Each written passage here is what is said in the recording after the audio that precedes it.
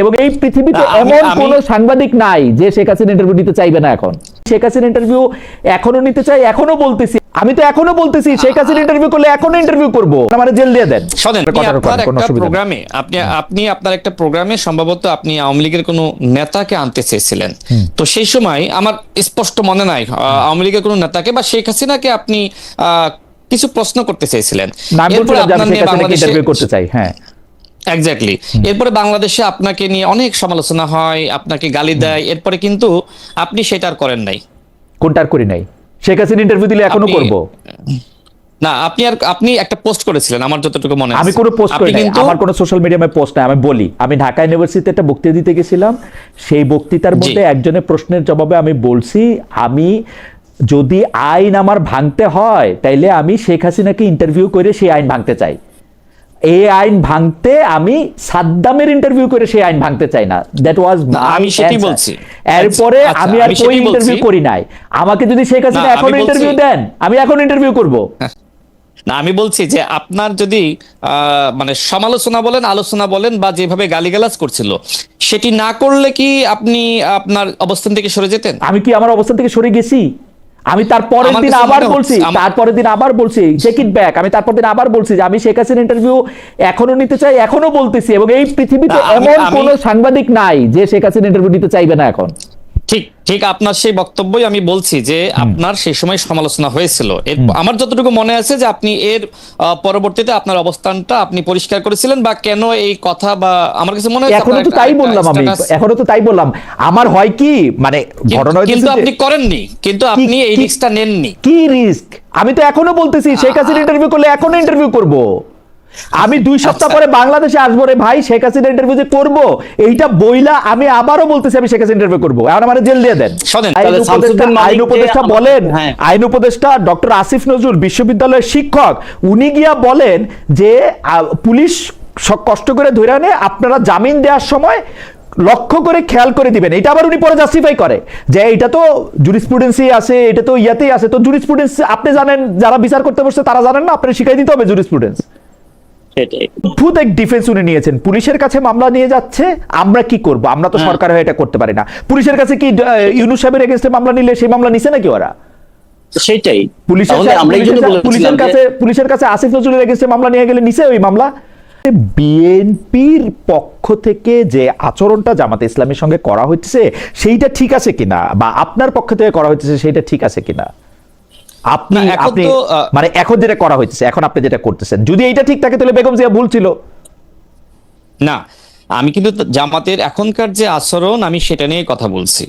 জামাতের অতীতের আচরণ, বক্তব্য, সেটি নিয়ে তো আমি সমালোচনা করছি না, কথা বলছি না। না, আমি জামাতের বর্তমানের যে আচরণ, সমালোচনা, গালিগালাজ, প্রতিদিন পতনের হুমকি, এমনকি যে এনসিপির কিছু নেতৃবৃন্দের দ্বারা মানে জামাতের মুখপাত্র বানিয়ে প্রতিনিয়ত জামাতের যারা মিনিস্টার আছে, দুঃখিত, যারা বিএনপির মন্ত্রী আছে তাদেরকে গালিগালাজ করানো, এগুলো কন্টিনিউয়াসলি চলতেছে। তো এইগুলো তো আসলে আমাদের অতীতে আমরা কখনো দেখি না। এমনকি শেখ হাসিনার সময়েও এইভাবে শেখ হাসিনাকে গালিগালাজ করা বা অন্য দলকে গালিগালাজ করা, হ্যাঁ, আলোচনা হয়েছে, কিন্তু এখন তো আসলে মাত্রা ছাড়িয়ে গেছে। জামাতের নেতৃবৃন্দ যে ভাষায় কথা বলছে, এনসিপি নাসিরউদ্দিন পাটোয়ারিরা যে ভাষায় কথা বলছে, এটা তো বাংলাদেশের রাজনীতি ছিল না। সুতরাং বাংলাদেশের রাজনীতিকে তারা কলুষিত করছে। এখন আমার কাছে মনে হয় যে জামাতের সাথে বা এনসিপির সাথে এখন খুব বেশি ভদ্র আচরণ করার খুব বেশি সুযোগ আছে বলে আমার কাছে মনে হয় না। যে দেখেন, বাংলাদেশে যেটি হয়, কন্টিনিউয়াসলি নাসিরউদ্দিন পাটোয়ারিরা বলেন বা অন্যান্য নেতৃবৃন্দ বলেন, তারা কন্টিনিউয়াসলি বিএনপিকে নানান ভাষায় গালিগালাজ করছে, কটাক্ষ করছে। সেই জায়গা থেকে তারা যে ভাষায় কথা বলছে, আমরা তো ওইটার যৌক্তিক ব্যাখ্যা দিচ্ছি যে তারা আসলে এইভাবে রাজনীতিকে আসলে নষ্ট করতেছে, নোংরামি করতেছে। ফেয়ার এনাফ, আপনার এটা পজিশন হতে পারে, কিন্তু আমরা মনে করি যে একটা জায়গার থেকে যেটাকে আপনি কলুষিত বলতেছেন, সেই কলুষিতর জবাব যদি আপনি কলুষ দিয়েই দেন, এটা দূর হবে কিনা সেইটা ভাইবা। না, এটা তো কাউন্টার দিয়ে, আমি তো এটা পাল্টা ব্যাখ্যা দিয়ে, যেমন আমি, হ্যাঁ, যেমন দেখেন যে সময় আসলে বিএনপি সম্পর্কে জামাত ইসলাম নানান ধরনের মানে বক্তব্য দিচ্ছে, যেমন বিএনপি নাকি জুলাই জাতীয় সনদ নিয়ে গণভোট নিয়ে প্রতারণা করছে, এবং এই বক্তব্য দিতে গিয়ে তারা বিএনপিকে আবার গণভোটের হুমকি দিচ্ছে, নানান ধরনের কথাবার্তা বলছে, একদিনে পতন ঘটিয়ে দিবে, 7 দিনে পতন ঘটিয়ে দিবে, 16 দিনে পতন ঘটিয়ে দিবে। এই বক্তব্যগুলো আপনিও শুনেছেন। তো সেই জায়গায় জামাত ইসলামের যে মুনাফিকি, প্রতারণা, ভণ্ডামি, সেগুলো আমরা মানুষের সামনে স্পষ্ট করছি যে যেখানে জুলাই জাতীয় সনদ নিয়ে অন্তর্বর্তীকালীন সরকার প্রতারণা করলো, গণভোটের অধ্যাদেশ নিয়ে অন্তর্বর্তীকালীন সরকার প্রতারণা করলো, এবং সেটা ব্যাখ্যার সহিত যে এই জায়গায় ডক্টর মোহাম্মদ ইউনূস প্রতারণা করেছে, এই জায়গায় অন্তর্বর্তীকালীন সরকার প্রতারণা করেছে। বিএনপি ব্যাখ্যা চাইলে আপনি দিতেই পারেন, সেই ব্যাখ্যাই তো, সেই ব্যাখ্যা যদি না, সেই ব্যাখ্যা আমি আপনাকে বলি, যেমন নিউজ 24 একটি টকশোতে আমাকে লাগাতার barrister Shahriar Kabir royal agent বলছে 3 মিনিট ধরে। আমি কিন্তু হাসতেছি, আমি মানে তাকে বোঝানোর চেষ্টা করতেছি, তো তিনি কন্টিনিউয়াসলি কিন্তু আমাকে রয়্যাল এজেন্ট বলেই যাচ্ছেন। যেখানে বাংলাদেশে নরেন্দ্র মোদীর আগমন বিরোধী আন্দোলন নুরুল হক নূরসহ আমরা করেছিলাম, এবং সেই সময় আমার নামে 3টা মামলা হয়। এরপরে যদি ওই ব্যক্তি আমাকে বারবার রয়্যাল এজেন্ট বলেন, হ্যাঁ আমরা ভারতের কাছ থেকে টাকা খেয়েছি, আওয়ামী লীগের কাছ থেকে টাকা খেয়েছি, তখন তো স্বাভাবিকভাবে আমি কত সময় নিজেকে কন্ট্রোল করব, তখন আমি তাকে কিন্তু কাউন্টার দিয়েছি, এবং আমাকে তখন আমার যে শারীরিক ভাষা ব্যবহার করে কাউন্টার দিয়েছেন সেটা খুব ডিসেন্ট হয়েছে না। শারীরিক ভাষা না, তিনি আমাকে আমি দেখতেছিলাম যে আপনি আঙ্গুল তুলে তুলে কথা বলতেছেন। আমি বলতেছি না, উনি তো থামতেছে না, উনি আমাকে রয়্যাল এজেন্ট বলতেছে, তখন আমি তাকে বলছি আমি বললাম আপনি বলেন আমি যদি ওই সময় তাকে না থামাতাম, হ্যাঁ, বা মনে করেন যে আমি রাগান্বিত হয়েছি, তো আমি রাগান্বিত না হলে তো তিনি একের পর আমাকে এই ধরনের ভাষা ব্যবহার করে। আমি ঠিক জানি না, কারণ আপনি একজন রাজনীতিবিদ, আমি একজন সাংবাদিক, আমি আসলে আপনার ব্যাপারটা আমি বুঝতে পারবো না কখনো, যে মানে আমার আসলে কি না, এটা বুঝতে পারবেন না, যেমন এটা আমি বুঝতে পারবো না, যেমন ধরেন রাজনীতি করলেই বুঝতে পারবো। যেমন ধরেন আপনাকে আমি যখন বললাম যে আমাকে কটাক্ষ করেন, তখন আপনি আরেকটা প্রসঙ্গের কথা বললেন, যাই হোক সেইটার একরকম, কিন্তু আমাদের একজন দর্শক কি বলতেছে আপনি দেখেন। উনি আমাকে বলতেছেন যে খালেদ ভাই আপনাকে কটাক্ষ করা কিছু নাই, আপনি মিড লেভেলের একজন ইউটিউব সাংবাদিক ভাই, আপাতত আপনাকে মাঝে মধ্যে দেখলে মনে হয় এটা পডকাস্ট যেখানে ক্যাজুয়াল আলাপ হচ্ছে, রাজনৈতিক নেতাদের সিনিয়র ভাই বলে তেল দেন। ফেয়ার এনাফ, তারা আপনাকে মানে যেহেতু তারা রাজনীতিকে কলুষিত করতেছে, আপনি এটাকে ডাবল কলুষিত করে এটাকে ঠিক করবেন, মানে আদমরাদের ঘা মেরে তুই বাঁচা।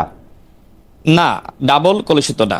দেখেন, তারা এই ধরনের বক্তব্য আচরণের মাধ্যমে তারা আসলে রাজনৈতিক ভারসাম্যহীনতা সৃষ্টি করতেছে। এখন তারা মনে করতেছে যে আমরা যে ভাষায় বক্তব্য দিচ্ছি, হয়তো আমাদের এই ভাষার বক্তব্য বা আমাদেরকে কাউন্টার করার কেউ নাই, তারা লাগাতার বলতেই আছে। যেমন আমাদের মাননীয় প্রধানমন্ত্রীকে নিয়ে তিনি কটাক্ষ করলেন, এরপরে তার কন্যাকে নিয়ে, এমনকি তার সহধর্মিণীকে নিয়ে, এমনকি শহীদ প্রেসিডেন্ট জিয়াউর রহমানকে নিয়ে কিচ্ছু হয় না এসব কটাক্ষ করলে। এটা যদি যা যায় কটাক্ষ, এটা কিচ্ছু হয় না, এমন কিছু হয় না যে বক্তব্য মানে আপনি কটাক্ষ করতেছেন। আপনি আমারে কটাক্ষ করেন, আপনি আমারে কটাক্ষ করেন। আমি আপনাকে বলি, জনাব রাশিদ খান, আপনার একটা কথা ধরে আমাদের অনেক দর্শক অনেকগুলি মন্তব্য করতেছেন, আপনি কন্টিনিউ করবেন যে আপনার রাজনীতি, আপনার রাজনৈতিক দৃষ্টিভঙ্গি, সর্বোপরি আপনি যে বিষয়টা নিয়ে কথা বলতেছিলেন যে আপনার যে কাউন্টার করা, মানে রাজনীতিতে ঢিল এবং পাটকেল নিয়ে আমরা একটা আলোচনা শুনতেছিলাম, যে আপনি বলতেছিলেন যেহেতু রতন ভাই আপনাকে আক্রমণ করে কথা বলেন, কারণ রতন ভাই কাউকে আক্রমণ করে কথা বলেন না, আমি রতন ভাইকে আক্রমণ করলেও রতন ভাই হাসি মুখে সেটা ফেরত দেন, তো সেই জন্য আপনি রতন ভাইকে কিছু বলবেন না। কিন্তু কেউ এসে যদি আপনাকে ঢিল মারে, আপনি তাকে পাটকেল মারবেন, কেউ এসে যদি আপনাকে গুলতি দিয়ে মারে, আপনি তাকে গুলি করে দিবেন, কেউ যদি আপনাকে একটা গালি দেয়, আপনাকে 10টা গালি দিবেন। এইটা হচ্ছে আপনার এটা। কিন্তু আপনি ওই প্রসঙ্গটাও একটু বলবেন যে আপনি খুব জোরে সোরে ইদানিং বলেন, মানে এটা আমাদের দর্শকদের মতামত। মোহাম্মদ মালাওয়াইকি খুব ব্রিফলি এটাকে এরকম বলেছেন যে রাশেদ ভাই বলছেন স্বাধীনতা বিরোধীরা এখন বিরোধী দল, এটা অত্যন্ত লজ্জার। মরহুম বেগম খালেদা জিয়া স্বাধীনতা বিরোধী 2 জনকে মন্ত্রী দিয়েছিলেন, সেটাকে অন্তত গৌরবের নাকি? রাশেদের কাছে প্রশ্ন আমি মালয়েশিয়া থেকে। আপনি যদি ওই ঢিল পাটকেল থেকে শুরু করে আপনি যেসব বক্তব্য দেন সেই সব বক্তব্য একটু বলেন, কিন্তু আমরা অনেকগুলি বিষয় নিয়ে কথা বলবো রাশেদ, আমরা যদি একটু ব্রিফলি বলতে চেষ্টা করি। জনাব খান, দেখেন, যে সময় জামাত ইসলাম বিএনপির সাথে রাজনৈতিক জোটে ছিল এবং একসাথে নির্বাচন করেছে, সেই সময় জামাত ইসলামকে মানুষ মজলুম হিসেবে জানতো, এবং এখনকার জামাতের নেতৃবৃন্দের বক্তব্য এবং সেই সময়কার নেতৃবৃন্দের বক্তব্যের মধ্যে বেশ পার্থক্য পরিলক্ষিত হয়। গণ অভ্যুত্থানের পরে জামাতের আমির তিনি শুরুতেই বিএনপির বিরুদ্ধে বক্তব্য দিলেন। তিনি বললেন যে বিএনপি নব্য ফ্যাসিস্ট, এক স্বৈরাচারকে হটিয়ে আমরা আরেক স্বৈরাচারকে ক্ষমতায় আনবো না। আচ্ছা, বিএনপি যদি গণঅভ্যুত্থানের পর স্বৈরাচার হয়ে যায়, তার মানে কি? তার মানে বিএনপি আগে স্বৈরাচার ছিল? আমার প্রশ্ন হলো, জামাত ইসলাম বিএনপিকে যদি স্বৈরাচার মনে করে, তাহলে বিএনপির সাথে কেন জোট করেছিল এবং কেন এইভাবে আসলে মন্ত্রিত্বের ভাগাভাগি বা সরকারের ভাগাভাগি করেছিল? আমি এটি আসলে বোঝাতে চাই যে যে সময় আসলে বিএনপির সাথে জোটে ছিল, তাদের আচরণ বা যে সময় আসলে তারা অপোজিশনে ছিল বিএনপির সাথে, তাদের বক্তব্য, কথাবার্তা আর বর্তমানের কথাবার্তা, আচরণ আমার কাছে একরকম মনে হয় না। আমার কাছে মনে হচ্ছে যে জামাত ইসলাম এই মুহূর্তে প্রধান বিরোধী দল, এবং এই প্রধান বিরোধী দল হওয়ার পরে জামাত ইসলাম মজলুম থেকে জালিম হয়ে গেছে। এবং বাংলাদেশের ইতিহাসে এমনটি দেখা যায় না যে আপনি যে সময় আসলে অপোজিশনে থাকবেন সেই সময় আপনি জালিম হয়ে যাবেন। একমাত্র জামাত ইসলামের ক্ষেত্রেই আমার ভিন্নতা মনে হচ্ছে। দেখেন, তাদের এমপিদের নানান ধরনের কেলেঙ্কারি, এমপিদের কেলেঙ্কারি প্রসঙ্গে একটু আমরা পরে আসি। এটা যার যার ব্যক্তি মানে ওইটা নিয়ে আমরা আপনি এটা বলতেছিলেন যে জামায়াত যখন মজলুম ছিল তখন জামায়াতের কথা ছিল একরকম। এখন জামায়াত 2001 থেকে 2006 পর্যন্ত মন্ত্রী ছিল জামায়াতের থেকে। জামায়াতের শীর্ষ নেতৃবৃন্দদের ফাঁসি হয়েছে তারপরে, তো হঠাৎ করে জামায়াত জালিম হইল কেমনে? মানে, এবং আপনি শফিকুর রহমানের কথা বলছেন যে শফিকুর রহমান বলেছিল যে এক স্বৈরাচার থেকে আরেক স্বৈরাচার। শফিকুর রহমান কিন্তু কারো নাম বলেন নাই, তখনও বিএনপির সাথে ওরকম বৈরিতা তৈরি হয় নাই। তাহলে আপনারা কেন এটা নিজের কাছে নিলেন কেন এই কথাটা? মানে আমারে যদি মানে নাম না নিয়ে কেউ বলেন যে মানে আপনার নিজের কাছে, মানে তো এটা কলা খাইনার মতো হইলো। আচ্ছা, শোনেন, সবসময় নাম বলা লাগে না। অনেক সময় বক্তব্য শুনলে বোঝা যায় যে তিনি আসলে কাকে বোঝাচ্ছেন। এবং এই যে নাম নেননি, তারপরে আবার নাম নিয়েছেন। তিনি তার একটা বাক্যে নাম নেননি, পরবর্তী বাক্যে তিনি ওই দলের নেতার নাম নিয়েছেন বা দলের নাম নিয়েছেন। আপনি হয়তো জাস্ট অতটুকু বক্তব্য শুনেছেন, পরের বক্তব্য হয়তো শোনেননি। সিরিয়াসলি আমি ওই বক্তব্যটার মধ্যে আমি বিএনপি বলতে শুনি নাই। মানে উনি বলছেন তখন শোনেন নাই, পরে বলছেন, মানে একই বক্তব্যে না, আমি বলছি যে এখন তো শুনতেছেন। এখন শুনতেছি, রাইট, এখন তো শুনছেন, হ্যাঁ, তারপরে তো শুনেছেন। তার মানে কি? তার মানে ওই সময় তিনি কাদেরকে ইঙ্গিত করে বলেছিলেন, তার পরের বক্তব্য যদি আপনি শোনেন, আপনি তো তখনই বুঝছিলেন, আমি তো এখন বুঝলাম, আপনি তখন বুঝলেন। আমি কেন না, তখন আমি কেন বুঝবো না? আমি রাজনীতি করি না, আপনি তো সাংবাদিক, তাই না? আপনি অনেক কিছু, আপনার প্রফেশনালিজম, আপনি অনেক কিছু আগে বোঝেন, আমার থেকে বেশি বোঝেন। কিন্তু আমি যেহেতু রাজনীতি করি, আমাকে তো অনেক কিছু বুঝতে হয়, শিখতে হয়, আমাকে তো এই লাইনে কাজ করতে হয়। আপনি মনে করতেছেন যে এখন বিরোধী দল হিসেবে, জামাত ইসলামের বিরোধী দল হিসেবে এটা লজ্জার, ওই সময় সরকারি দলে থাকতেও সেটা লজ্জার ছিল না বেগম জিয়ার সময়? ওইটাই যদি একটু ব্যাখ্যা করতেন। ঠিক, আমার প্রশ্ন তো সেটি যে আপনি যেহেতু বিএনপির সাথে জোটে ছিলেন, তো সেক্ষেত্রে বিএনপির প্রতি আপনার যে ধরনের বক্তব্য থাকা উচিত, আমরা তো সেই বক্তব্য আমরা লক্ষ্য করছি না।